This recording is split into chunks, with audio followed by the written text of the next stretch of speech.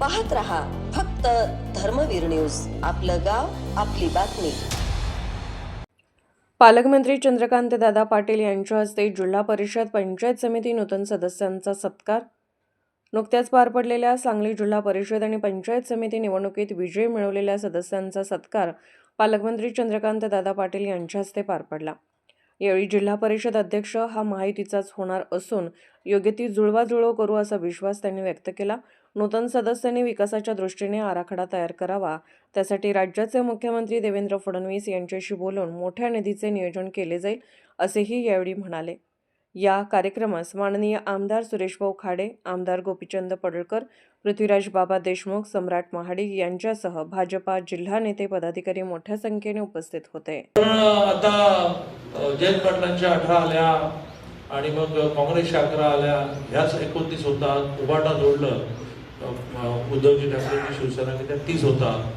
पण मग आपल्या ह्या सगळ्या जोडल्या की 31 होतात ना. आणि पार लोकसभा सुद्धा एक मार्जिनने चालते. जिल्हा परिषद चालवण्याची काही अडचण नाही. आत्ताच आपण युती म्हणून एकने पुढे आहोत, काही काळजी गरज नाही.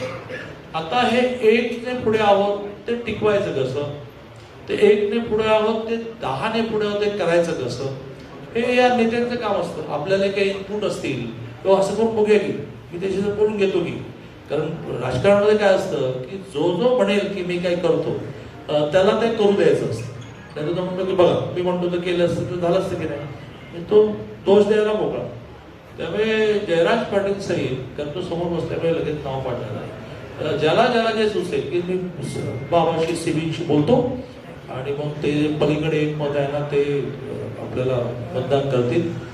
मुळात नवीन पक्षांतर बंदी कायदा इतका कडक आला आहे की त्याच्यामध्ये आपण मिटिंगला ट्रॅफिकमध्ये अडकल्यामुळे जरी पोहोचलो नाही तरीही डिस्क्वालिफिकेशन होतं.